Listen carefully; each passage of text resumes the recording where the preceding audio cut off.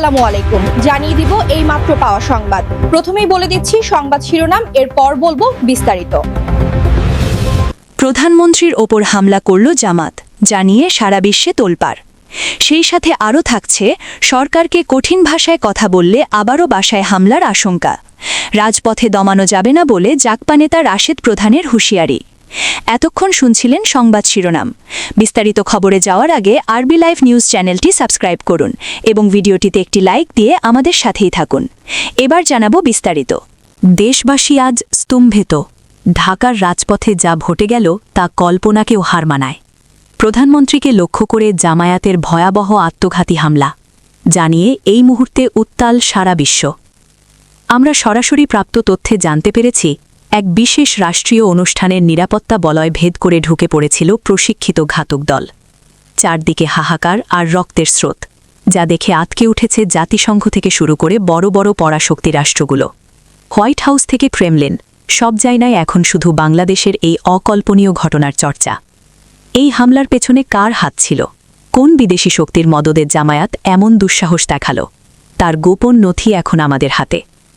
বর্তমান বাজারে দ্রব্যমূল্যের ঊর্ধ্বগতি আর মানুষের চরম হাহাকারের মাঝেই এই রক্তক্ষয়ী ঘটনা দেশকে এক অনিশ্চিত অন্ধকারের দিকে ঠেলে দিচ্ছে। সাধারণ মানুষ যখন একটু শান্তির নিঃশ্বাস নিতে চাচ্ছিল, তখনই এই নারকীয় তাণ্ডব। আপনি কি জানেন এই হামলার ঠিক কয়েক মিনিট আগে প্রধানমন্ত্রীর ব্যক্তিগত গোয়েন্দা দল কী সতর্কবার্তা দিয়েছিল? কেন সেই সংকেত উপেক্ষা করা হলো? ভিডিওর শেষ পর্যন্ত দেখলে আপনি এমন কিছু ফুটেজ দেখতে পাবেন যা দেখলে আপনার গায়ের লোম খাড়া হয়ে যাবে। প্রশাসনের ভেতর লুকিয়ে থাকা গাদ্দারদের আসল চেহারা আমরা আজ উন্মোচন করব। এই মুহূর্তে পুরো বাংলাদেশ থমথমে। সেনাবাহিনীর টহল বাড়ছে প্রতিটি মোড়ে। এই হামলার পেছনে কি কোনো বড় ধরনের রাজনৈতিক পট পরিবর্তনের ইঙ্গিত লুকিয়ে আছে, নাকি এটি কেবলই একটি বিচ্ছিন্ন ঘটনা?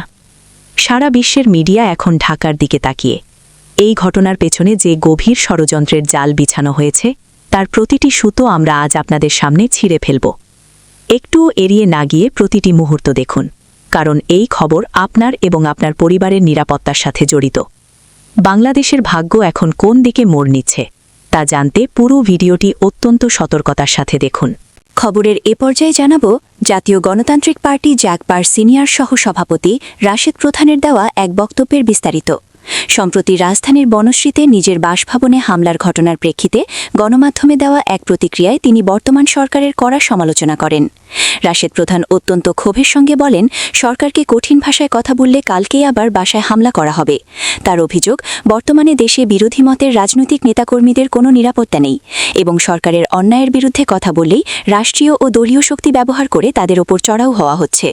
তিনি দাবি করেন, তার বাসভবনে বারবার হামলা চালিয়ে তাকে ও তার পরিবারকে আতঙ্কে রাখার চেষ্টা করা হচ্ছে, যা সরাসরি গণতান্ত্রিক অধিকারের পরিপন্থী। রাশেদ প্রধান হুঁশিয়ারি দিয়ে বলেন, হামলা কিংবা মামলার ভয় দেখিয়ে তাকে রাজপথ থেকে সরিয়ে দেওয়া যাবে না এবং জনগণের ভোটের অধিকার ও গণতন্ত্র পুনরুদ্ধারের লড়াই অব্যাহত থাকবে। তিনি প্রশাসনের প্রতি নিরপেক্ষ ভূমিকা পালনের আহ্বান জানিয়ে বলেন, এভাবে দমনপীড়ন চালিয়ে কোনো শাসক দীর্ঘস্থায়ী হতে পারে না। দেশের সাধারণ মানুষ আজ রাজনৈতিক প্রতিহিংসার শিকার উল্লেখ করে তিনি অবিলম্বে দোষীদের দৃষ্টান্তমূলক শাস্তির দাবি জানান। আজকের মতো সংবাদ এখানেই শেষ করছি। পরবর্তী আপডেট পেতে আরবি লাইভ নিউজ চ্যানেলটি সাবস্ক্রাইব করুন এবং ভিডিওটি শেয়ার করে অন্যদেরও জানার সুযোগ করে দিন। ধন্যবাদ।